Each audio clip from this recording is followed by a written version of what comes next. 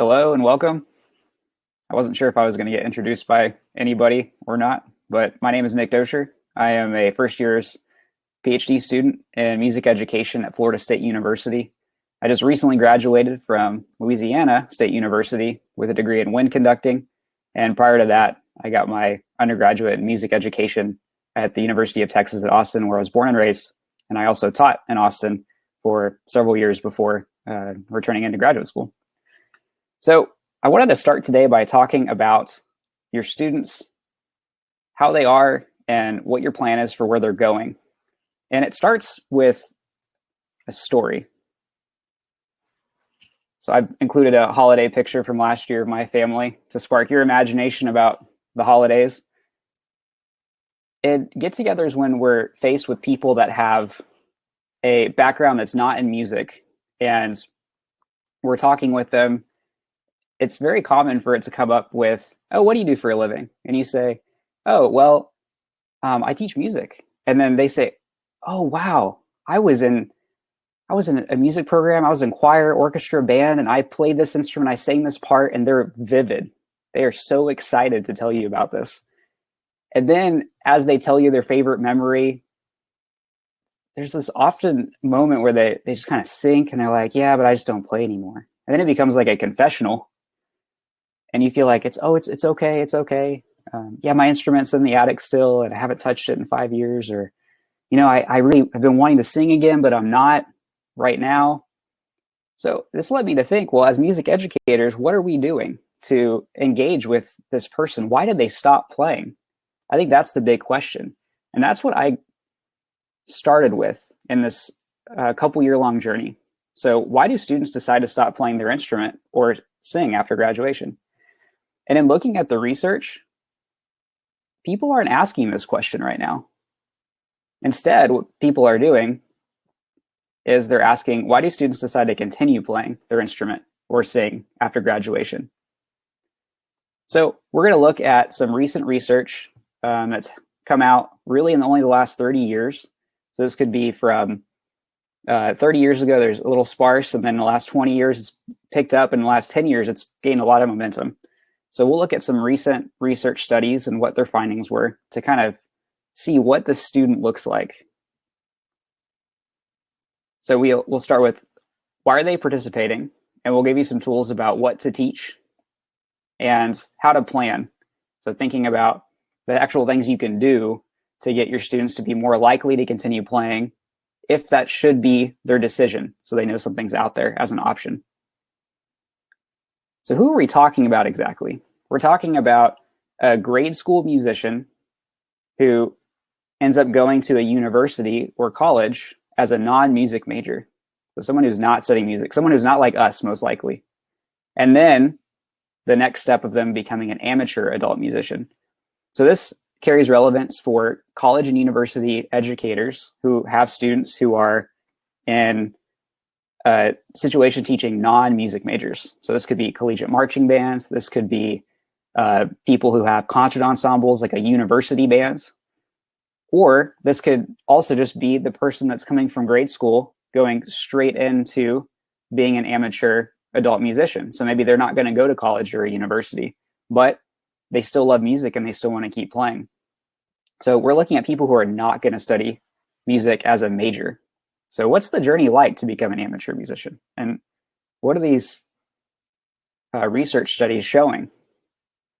So looking at, it's early. So there's only like 30 or 40 studies that are really out there in dissertations, but emergent themes showed that these students that are still playing, or adults now, they're intrinsically motivated. They enjoy social connection built through community. They also feel an improved overall well-being from participating in their activity of a community ensemble. And they want to sustain a musical identity. So this thing that they developed early in their life, they want to carry it forward. So let's look at a few of these studies up close, just briefly. So if we look at intrinsic motivation, I focused on 4 studies for the 4 different emergent themes, although there are many more, and there's a lot that could be thrown in here. But for the sake of this brief abbreviated presentation, we'll talk about just one little snapshot. So intrinsic motivation, we have a study by Nathan Kruse, who looked at 366 adults from 12 American community bands for courses in 4 different states. So he took a 47-item questionnaire and asked them questions about things like, why do you keep playing? And what is your feeling of self-esteem as a musician?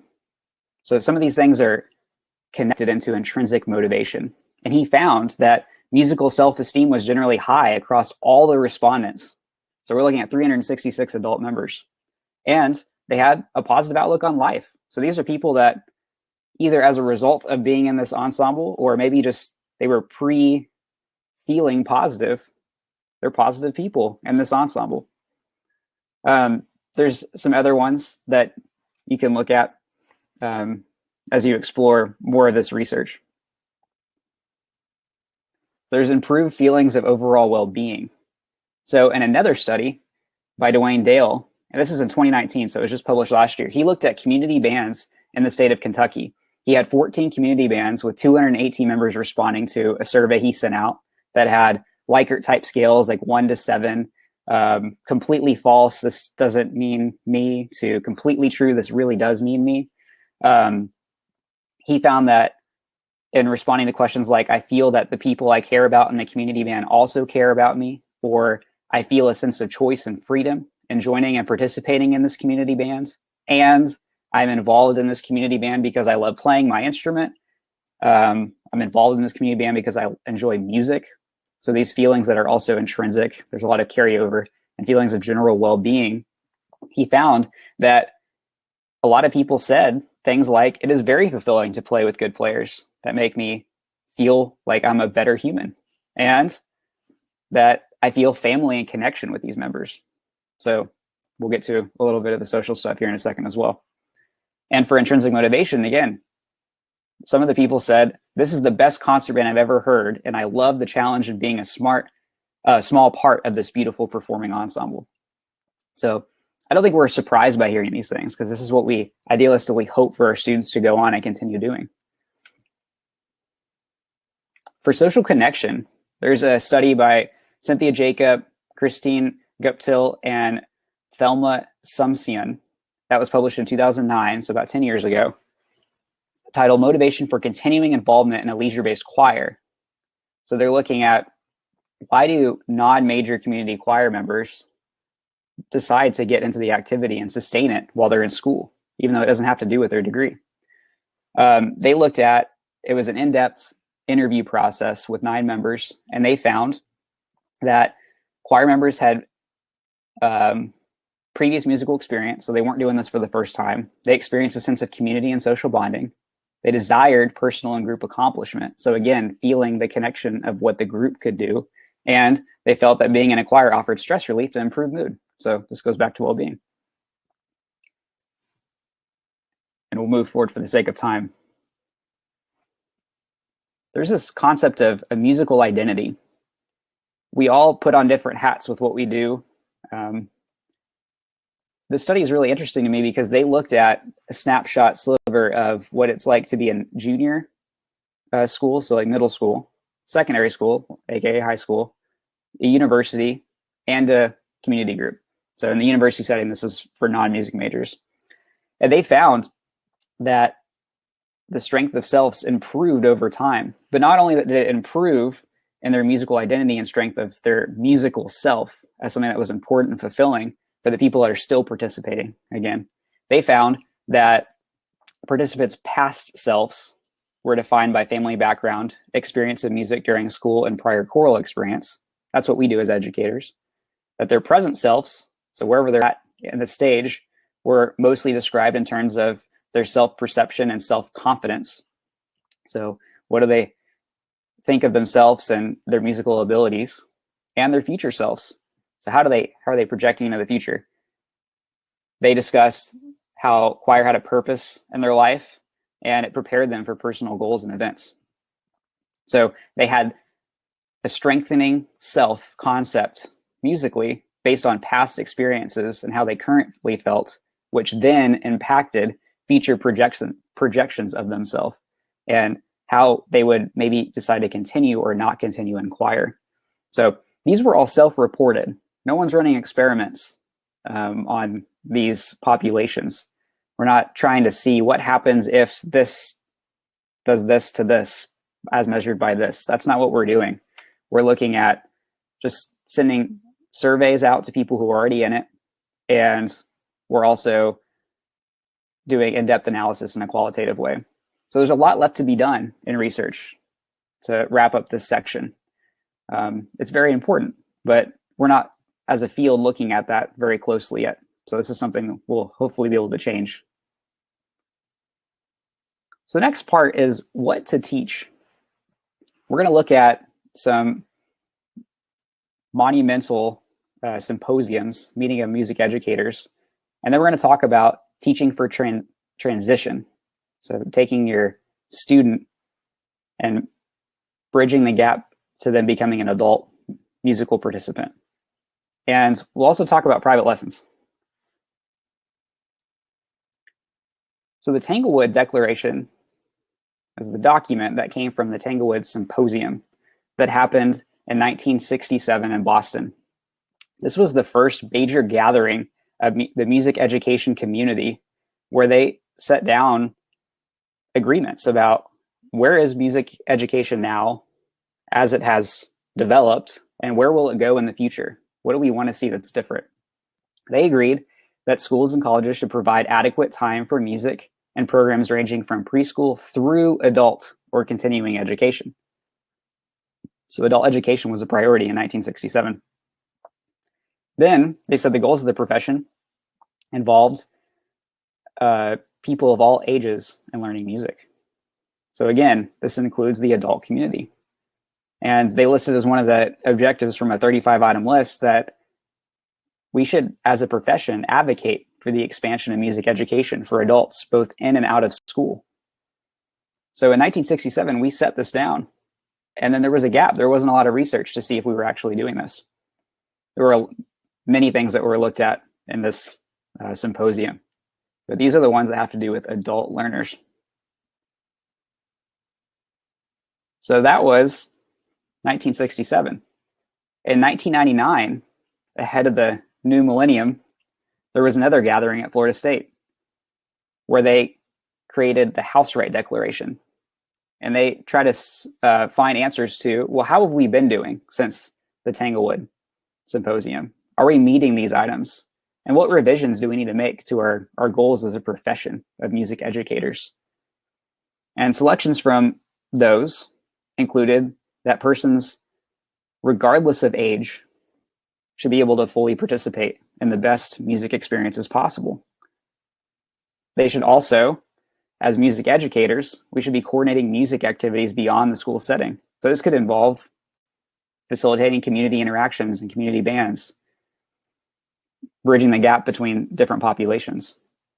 And in a final point, they listed music educators must join with others in providing opportunities for meaningful music instruction for all ages, or for all people, beginning at the earliest possible age and continuing throughout life. This is very similar to Tanglewood.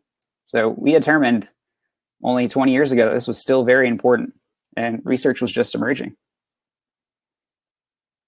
So I'd like to take a second and poll the group before we move on. I want to see, have you ever taken your student to a community choir, orchestra, or band performance?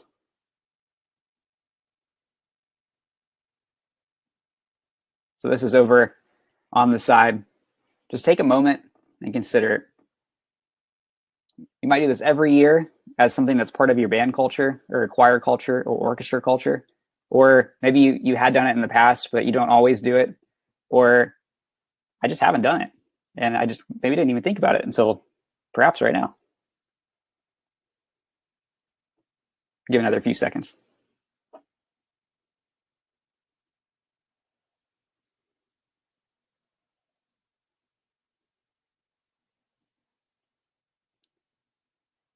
All right, so it looks like I've done it in the past and I haven't done this before. It's okay.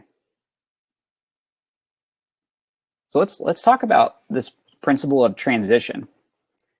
as music educators, we spend a lot of time thinking about our lesson plans and how the outcome is going to be resultant of what we do in one class, or as we build towards a concert cycle, or even a semester, like a grading period. But we don't often think about transition as the large arc of getting all the way to that final stage of adult life as a musician.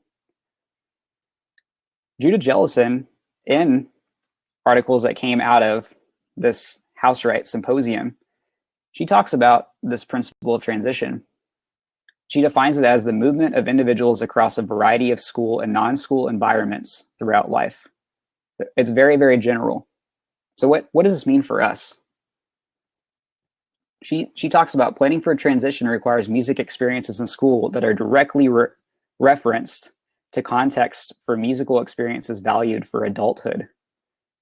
So we have to look at what it's like to be an adult musician and work backwards to build meaningful activities that get us to that stage. So in this article, she's trying to get educators to see that we might not always see the big art because we're just looking at what's right in front of us. But if our goal is to make students learn for life and be lifelong musicians, and we might want them to participate in their instrument and continuing music ensembles or singing in chorus, orchestra, or bands, then we should think about what that looks like. What are the actual behaviors of the student who's now an adult doing these activities without your help, without your organization? So I challenge you to think, what would this adult musician look like? What would they be doing? How would they engage with music? That's what these studies are looking at now. They're identifying this person, this non-professional adult musician, and they're saying, okay, you're performing in these community ensembles, so this is how you're engaging with music. And they're asking them questions about why? What got you here? So building for transition, some ideas for your program could involve thinking of a solo environment for your performer. For instance, I teach a student who is in their mid-40s as a trumpet player, and he plays recordings on CD with a book of music where he'll play his favorite snippets from musicals or from holiday music, like Handel, for instance. And he looks at what he wants to perform and then builds his practice around that. And he seeks out private instruction from someone like me. So this is an ideal situation for an adult musician. But how did he get there? So as an educator, I challenge you to think about what steps were taken to get to this point. I find that, at least in my experience, a lot of music educators, when it comes time for things like solo and ensemble, we select music for our students because we know them best. We know what their strengths and weaknesses are, and we want them to be successful. So we take all of the responsibility for many of us. But in doing that throughout an entire course of the student's music education, they're not using transferable skills to get to the point of transitioning into an adult life where they do this on their own. So systemically, you can start out by going, okay, so freshman year, here's your piece of music. Sophomore year, I want you to look in this music drawer of all of our solos and ensembles, and I want you to pick out 3 that you think would be really great for you and show me, and we'll work to pick it out together. And then junior year, okay, so there's the stuff in the drawer, but we have a budget, we can buy a piece of music. Can you look on this publisher's website and look under trumpet solos and find a couple that you think sound really good? So now they're finding recordings and they're selecting repertoire and they're actively doing it on their own. And then they send you 3 that they're interested in, and you might purchase one. Then in senior year, pick a solo and bring it to me. So now they've done all of these steps so that when they graduate, if they go, man, I'd really like to play trumpet, but I can only do it if I'm in an ensemble. Well, they don't even have to do that. They have the steps. So now I could go on this publisher's website and I could actually listen to music and buy it for myself. It sounds silly, but these little things, they add up. And the little excuses can get in there for people that at the holiday party will reluctantly tell you, I just don't play anymore. I wish I did. This gives them some practical advice and skills to continue on and transition to the next step. I'm going to do the next poll. And I'm curious, what percentage of your program is currently enrolled in private lessons? So again, this is over on the side of your screen. I'm not sure if I'm flipped, maybe it's over here. When I was teaching at in Austin, we had, I think, probably around 50% of our program in private lessons. And we were really fortunate because we have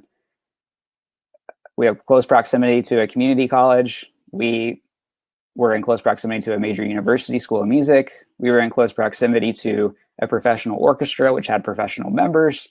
So we had a lot of privileges that I realize that not every program has. But we'll talk about a few ways to navigate some alternative options. All right, I'm going to go ahead and end the poll. It looks like we're at either maybe we don't have a private lesson program started, or it's in its beginning stages, or about 50%, similar to the experience I've had.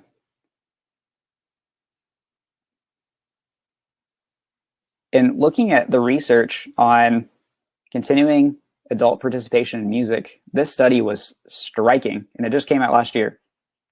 And 241 adult collegiate and community orchestra members, so again, collegiate, they only asked the non-music majors, in some area of the upper Midwest United States, which they did not disclose for practical implications of the study. 91% of the survey participants reported that they took private lessons in middle or high school. That is very significant. They established a relationship with this professional adult on a one-on-one setting. And it seems like something in that environment, either 1 year or more, facilitated a transition into adult music making. So it seems really important to have a really great private lesson program beyond the more obvious, immediate, non-overarching elements of, I want to do great on my concert coming up. I want my students to be really successful in their music assessment. I want to have the best possible performance with my students making their most characteristic sound. We all have these immediate goals that are maybe not so immediate, but we have little increments that we want to see for them. But the end goal, if it's to continue with music, this might be the single greatest thing that you could do for your students to help them get to that point. So let's say that your situation is not ideal, and let's talk through some practical things. Again, when I was teaching, my school could have been Title I if they selected to take the classification, because we were over 60% free and reduced lunch for our student population. And yet we still had 50% enrolled in private lessons. So these students could not afford private lessons for the vast majority. And they depended on different fundraisers and ways that we created opportunities for them to be able to get instruction from these amazing educators that we were privileged to have, one on each instrument for our lesson staff. So fundraisers can come in the form of either a single individual going out and earning money, like working events or a concession stand, or it could be a group-wide fundraiser where they're generating things from like a mattress sale, and it goes into a giant pool for the bands. And then from that point, you can determine on a need base who needs help to be able to facilitate payment for these private lessons. There's also grants you can apply for, as we all know, but that falls in the long list of things that we're worrying about. Maybe it's not the most ideal thing because you're already juggling 8 things and the 9th thing just can't happen. I completely understand. Fundraisers get the students to do the work for themselves and for each other, which can facilitate more community involvement. Then also donations. And this doesn't just come from students' parents. This can also come from businesses. So when you pull up to the school and you see all the sponsors for football, you can go to them and say, well, I know you're giving money to football. But did you know that $500 could put a single student through private lessons for 1 year and increase the chances of them participating in music for life? That's a really powerful influence you can have on this one student. Do you think you could spare $500? I think you're giving the football team $2,000. If you said something like that, that'd be very hard to turn down, I feel like. And then, of course, your booster organization should be strong and be helping you generate scholarship funds. So facilitate some of these conversations with your booster organization to see if they can make money for you. A lot of the parents have hidden skills. I imagine many of you are already doing that. But if you're not, I hope this helps. I do think it's important that you reach out to every single instrument. When I was in middle school for a personal account, I had a trumpet teacher, and he was really good at playing trumpet, but I didn't really hear what a tuba player sounded like until I was a junior in high school. And that's when I decided I'm going to do this for my career. I love music, and he's really good, and I want to be like that. So I think having a more direct line has obvious implications for becoming a better performer, but even for longevity, I do think there are localized issues of needing to have someone who's specific to that instrument, if possible. So the final thing about private lessons is a theory. I think when you watch an adult do something very well, the option opens up for you to do that thing really well. When we send recordings to our students or we have them watch videos, that can seem really distant. Even going to a live performance can seem distant if there's not a conversation between people where you could bump elbows with them. So I think putting two people in one room, one's an adult and one's a young learner, with a common goal of bettering themselves as a musician and bettering themselves as people, is powerful. And this research showed clear implications for that. I do hope in future descriptive research that this is seen if it correlates to choral and band folks, because I imagine with something that significant, it really would. So in the final stage, I want to give you more practical advice to actually do certain things that can lead students to continue participation. So creating a plan. There's studies that have come out about intergenerational performing opportunities. That's just a big word for talking about how you have young learners, maybe in high school or in college, that play shoulder to shoulder with people who are adults. Maybe they're alumni of the program or they're playing in a community group. Right now, I see a lot of this with local professional organizations like symphony orchestras or college bands as recruiting, where you see this kind of shoulder to shoulder, where you invite the younger students to come and sit next to you and with their instrument and play some Shostakovich or the fight song from the university. And these are great tools for sure. But a lot of times I feel like those go to people who are actually going to go study music. But what about the non-music major? I don't think we often think about this population. Would they benefit perhaps more from not sitting beside a symphony orchestra player who is not who they're trying to emulate? They might do it just purely socially for fun. That was one of the emergent themes of research for the non-music major. They just had fun being a part of a social group. They weren't looking for musical excellence. That was not an emergent thing in the literature. They enjoyed being good, but it wasn't their driving force. What if instead of that, they sat shoulder to shoulder with someone in a community band?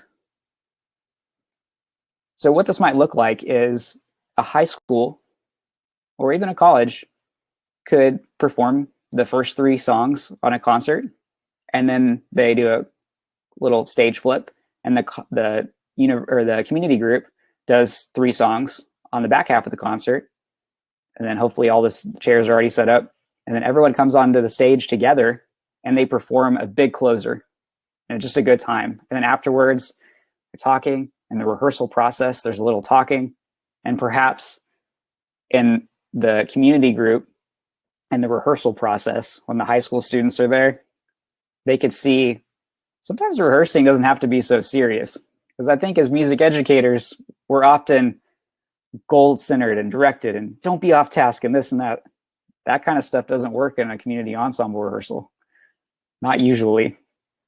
It's more lighthearted and joking, and maybe there's inappropriate jokes. It's a different environment. And I think to see that as maybe a senior or a junior who's looking to transition into a new stage of life could be thinking, you know, this actually looks pretty fun. I can see them smiling and laughing and having a good time in rehearsal. This could be fun. So again, that interaction, shoulder to shoulder with somebody. There's also options to organize visits between groups. I think facilitating alumni coming back. Maybe you have alumni who was already playing in a community group and they could come talk about it. You could share recordings with them. The list goes on and on. But again, the principle is the same. You look at the adult learner, the ideal non-music major adult person who you graduated and spent all that time with, and you build different stages back to get them to be more likely to continue that stage to that point. And the final thing I think is deceptively obvious, but in my very inwardly valid situation of progressing through music education and working with a handful of programs more intimately, I don't see a conversation taking place very often at the end of these big stages of life. So at the end of graduation, it's, where are you going to go to college? Oh, that's so great. You're going to go major in engineering. That's wonderful. And then for those that are teaching college, oh, that's so great. You're going off and you're an engineer and you're going to go get a job in, you know, Maine. That's incredible. But the conversation doesn't usually go, have you found a community ensemble there that you could still play with? Do they have any there? Have you looked? Do you have concerns about playing in that ensemble? Sometimes just grabbing a high schooler and pulling them into your office and having them talk with you about their future plans for 15 minutes can be all that you need to have a stressful day flip around. It could seem like work. Again, you're juggling 8 things and this could be the 9th thing. But sometimes engaging in certain conversations can be uplifting to everybody. And you need to know that your opinion matters to your students. I don't think they would have been with you for 4 years or give or take a few if they didn't really enjoy being around you and if they didn't really care about you as a person and influencer in their life. So if you grabbing them and pulling them in your office for 15 minutes and asking them some questions, maybe a few follow-ups a couple times later throughout the semester, I think it's going to really impact their future outlook. You won't have these interactions at holiday parties where people are going, I used to play. I always think about their music educator and whether or not they started this conversation or not. So in closing, there's some resources that I put together. In the Files tab, there's a handout. It's not fancy. It has bullet points from what we've discussed today, and it also has some of the resources listed here on this slide for you to take with you. Just go ahead and download that. You could even hand it to your students so they can see some important points about what it's like on the other side of whatever point they are in their life. They could be an adult musician. So there's organizations for bands, and the Association of Concert Bands, they want people to subscribe to them, and it costs money for groups to subscribe. So not all groups are in this, but there is a search option. The League of Orchestras, or League of American Orchestras, it's more of a facilitating resource for advocacy and some more practical advice for those groups. They don't have a searchable option for orchestras. There is a small one on orchestra list, so I included it there, but it's not very comprehensive. So more work's to be done. For choir, Chorus America is great. It's an amazing tool for advocacy for choral programs, especially in the community, and they do research as well. Again, it is you have to pay to be a member organization, and they do not have a searchable option for choirs. So to the best of my knowledge, there is actually not a search engine where you could say, find a community choir near me. And you could do that outside of just a generic, Google search. And if I'm wrong about this, I've asked many people that I know in the choral community, and they came up short. But if I'm wrong and you know something, please, please, please share with me in the chat, perhaps. I'll stick around afterwards too to answer any questions and talk with anybody. But yeah, I'm very, very interested if you can find something and share with me. There's two more that deal with band and orchestra and choir. Well, the New Horizons International Music Association is all three, and their website is currently under construction, but when it's back up, there's going to be a search engine for searching this. So hopefully that will include the choral component, but it'll also be encompassing of everything. I will say that New Horizons groups are typically centered around later age learning, and maybe even have like adult beginner classes. So this is a neat semi-new trend that's developing as we age farther as a population. And then the last one I think might be the crudest looking tool on the list, but it's the most useful. There is a website called the Community Music Email List. I used to just look like an Excel document with lots of different things up and down with orchestras and bands. But since they've created a little streamlined community band finder where you can actually type in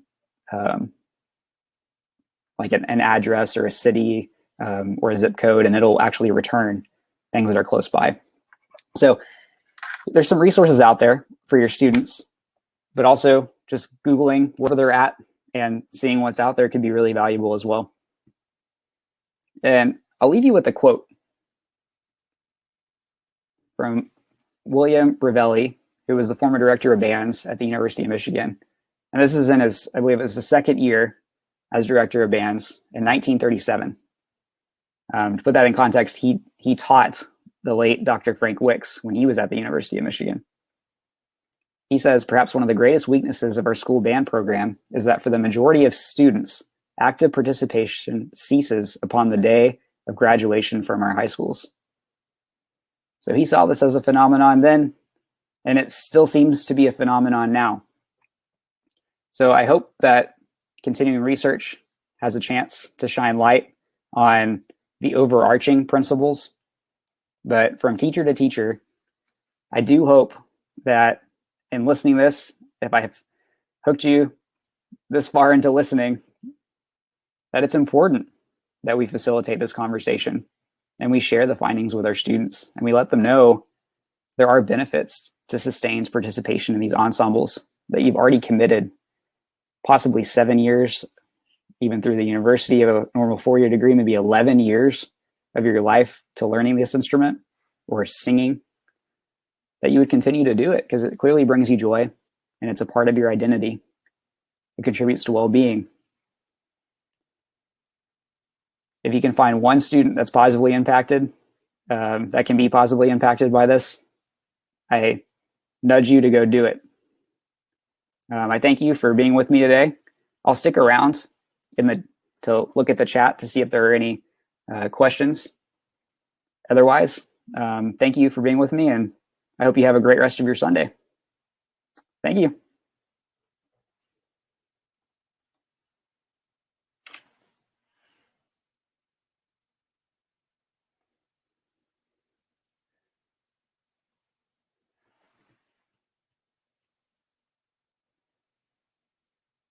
All right, I've got a question. Do you have recommendations on teaching better practice tips during primary and secondary education so they're more prepared to play music on their own in the future? So again, this is the principle of transition. So you have the later adult learner and you're working backwards to create activities that would get them to do the thing that you want them to do. Something I didn't talk about that I think is most practical to just about anybody, and what we're clearly hoping will happen to our students while they're with us, is discriminating their music preference and being able to say, well, I like this piece because it does X, Y, and Z with true insight into all the things that we hope to accomplish in bands that just get absorbed in their minds. So If you want your adults to go to the symphony and talk about, man, I loved that symphony. It had so much power, and the exposition of the opening movement of Beethoven's Fifth.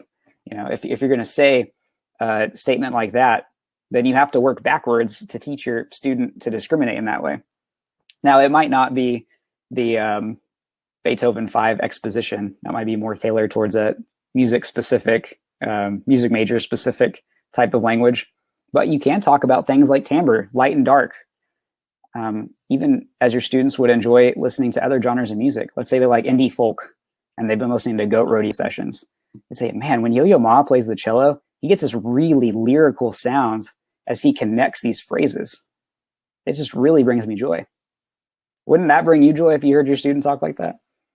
So again, just transition. You think about what you want your student to end up doing, and you work backwards, perhaps 4 years to your freshman, and start edging up. Looking for any more possible questions?